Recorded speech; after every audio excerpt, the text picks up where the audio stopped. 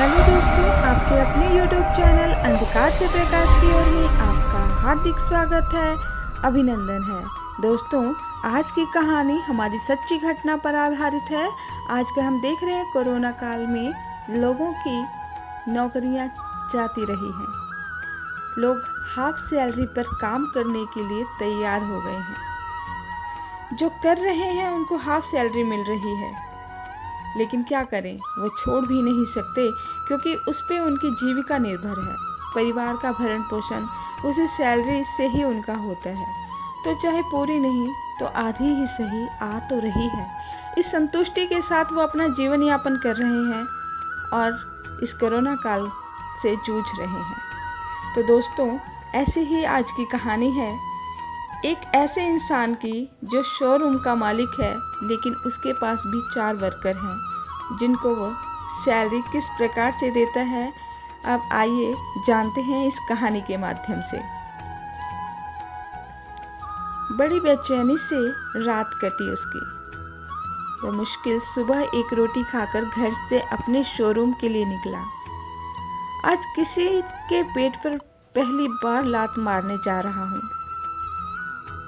ये सोचते हुए शोरूम का मालिक घर से निकल रहा है। ये बात अंदर ही अंदर कचोट रही है कि ज़िंदगी में यही फ़लसफ़ा रहा मेरा कि अपने आसपास किसी को रोटी के लिए तरसना न पड़े, पर इस विकट काल में अपने पेट पर ही आन पड़ी है। 2 साल पहले ही अपनी सारी जमा पूंजी लगाकर कपड़े का शोरूम खोला था, मगर दुकान के सामान की बिक्री अब आधी हो गई है। अपने कपड़े के शोरूम में 2 लड़के और 2 लड़कियों को रखा है। मैंने ग्राहकों को कपड़े दिखाने के लिए लेडीज़ डिपार्टमेंट की दोनों लड़कियों को निकाल नहीं सकता। एक तो कपड़ों की बिक्री उन्हीं की ज़्यादा है, दूसरे वो दोनों बहुत गरीब हैं।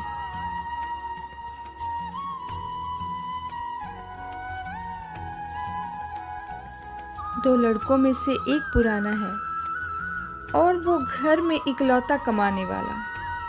जो नया वाला है लड़का है दीपक। मैंने विचार उसी पर किया कि शायद उसका एक बड़ा भाई भी है जो अच्छी जगह नौकरी करता है और वो खुद तेज तरार और हंसमुख भी है, उसे कहीं और भी काम मिल सकता है।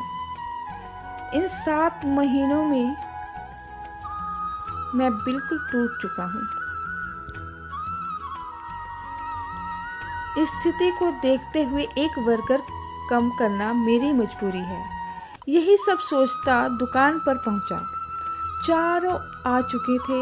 मैंने चारों को बुलाया और बड़ी उदास होकर बोल पड़ा, देखो, दुकान की अभी की स्थिति तुम सबको पता है। मैं तुम सबको काम पर नहीं रख सकता। उन चारों के माथे पर चिंता की लकीरें साफ साफ नजर आ रही थी। मेरी बातों के साथ गहरी होती चली जा रही थी। मैंने बोतल के पानी से अपने गले को तर किया और किसी एक का हिसाब आज कर देता हूँ। दीपक, तुम्हें कहीं और काम ढूंढना होगा। जी अंकल। उसे पहली बार इतना उदास देखा।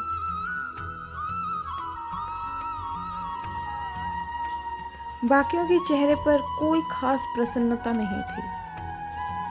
एक लड़की जो शायद उसी के मोहल्ले से आती है, कुछ कहते कहते रुक गई। क्या बात है बेटी, तुम कुछ कह रही थी।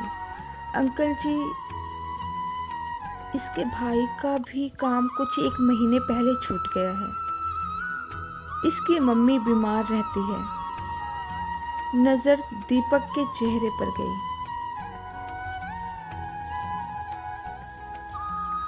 आंखों में जिम्मेदारी के आंसू थे जो वो अपने हंसमुख चेहरे से छुपा रहा था। मैं कुछ बोलता कि तभी एक और दूसरी लड़की बोल पड़ी, अंकल, बुरा ना माने तो एक बात बोलूं? अंकल ने कहा, हाँ हाँ, बोलो बोलो ना। किसी को निकालने से अच्छा कि हमारे पैसे कम कर दो। सभी उसका मुंह देखने लगे। 12,000 की जगह 9,000 कर दो आप। मैंने बाकियों की तरफ देखा। हाँ साहब, हम इतने से ही काम चला लेंगे। बच्चों ने मेरी परेशानी को आपस में बांटने का सोच मेरे मन के बोझ को कम ज़रूर कर दिया था। पर तुम लोगों को ये कम तो नहीं पड़ेगा ना? मैंने पूछा। नहीं साहब, कोई साथी भूखा रहे इससे अच्छा है हम सब अपना निवाला थोड़ा कम कर दें। मेरी आंखों में आंसू छोड़ ये बच्चे अपने काम पर लग गए।